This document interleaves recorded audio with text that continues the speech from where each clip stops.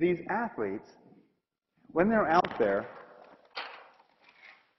under very stressful conditions, I mean, playing for a national championship with all kinds of money and your next year's career on the line, plus endorsements and all that, and under tremendous stress, instead of going into the fight or flight syndrome, which would have them kicked off the court or off the team, instead of doing that, these guys routinely go into the zone.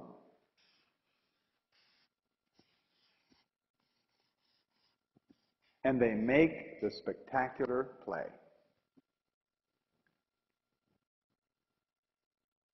Under tremendous stress, with everything happening all at once, they just go step back, see and know everything about the moment. Have you read any of those interviews with the quarterbacks or the hockey players who see the play in slow motion? Have you heard about that? That's how they stay in the game. By being in the zone. Riding their intuition. There is no time to think about it. If you think about it, you've lost.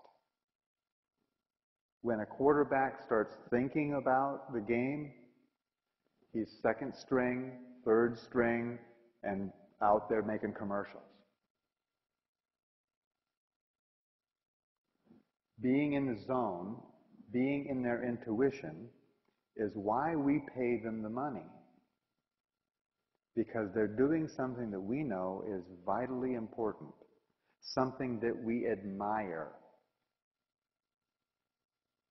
We admire it. That's why we pay for it. Those clothes that you're wearing, I'll bet at some time or another, you bought them. And the reason that you paid anything for it is because you admired that apparel. And the more you admire something, the more it's worth to you and the more you'll pay. And that's really the basis of all exchange. Is how much it is admired. You can even admire how much you hate something, or how much distaste you have for it, or how ugly something is. You can admire how ugly something is, can't you? God, that's ugly.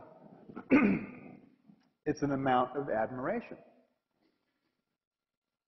In fact, it's what beings exchange.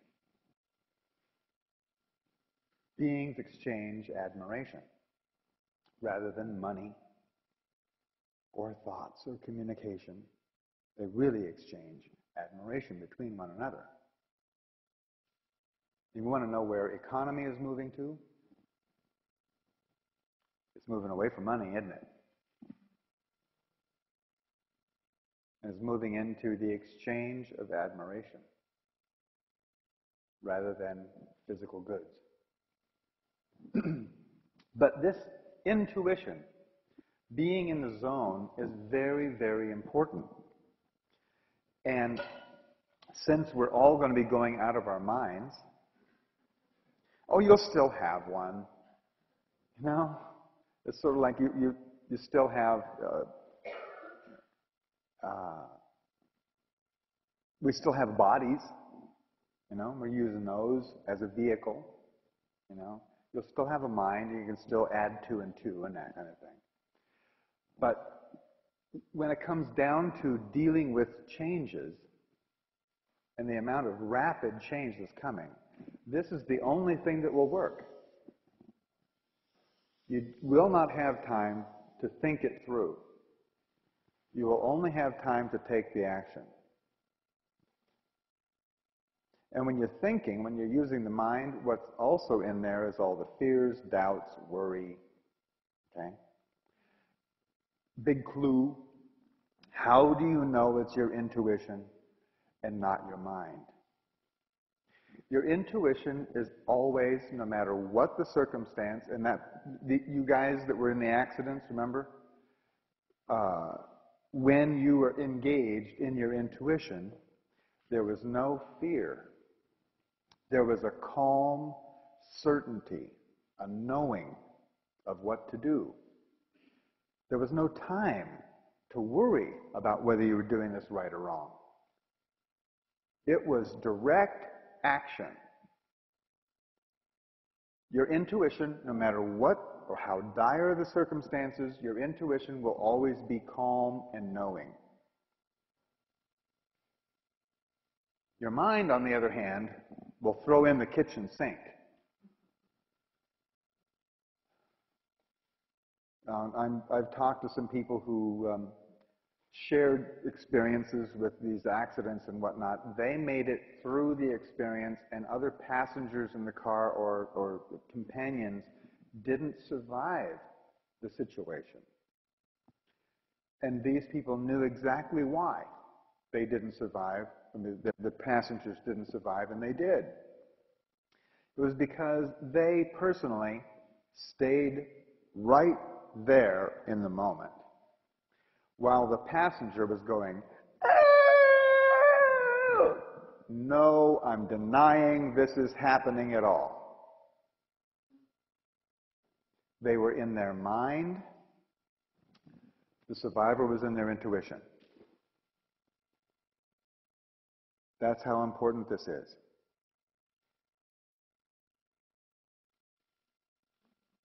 "9/11 is a big topic. 9/11, who survived, who didn't?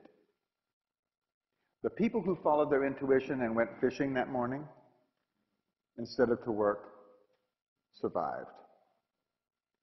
The people who got down out of the buildings when the first plane hit, and including in the second tower, the people who got out of the buildings, followed their intuition, took a break, went home, they survived.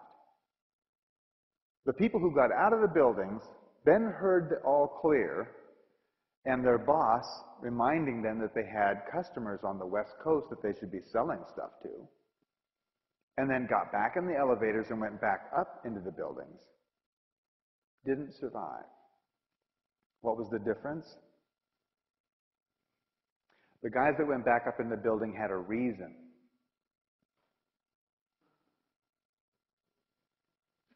They had reasons for going back in the building. I got to make my mortgage payment. The kids got to go to summer school. They had reasons.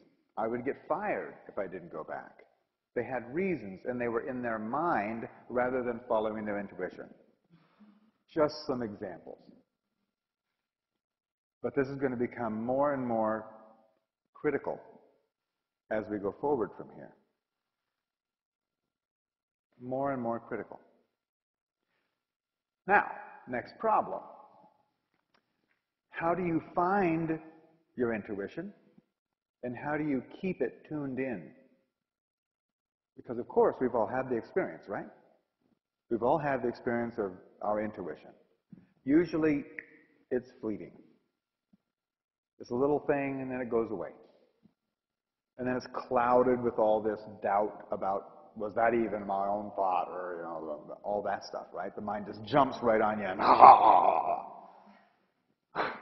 This mind thing is not your friend, friends. It's a parasitic, self-indulgent, self-preservation mechanism. It would rather be right than you be alive. The mind. You've probably had friends who denied that there was anything wrong with them because the mind said, that can't happen, that can't be there, nope. It's not right. It wouldn't go for treatment, let alone alternative treatment, and they're not here anymore. They were right until they actually kicked it.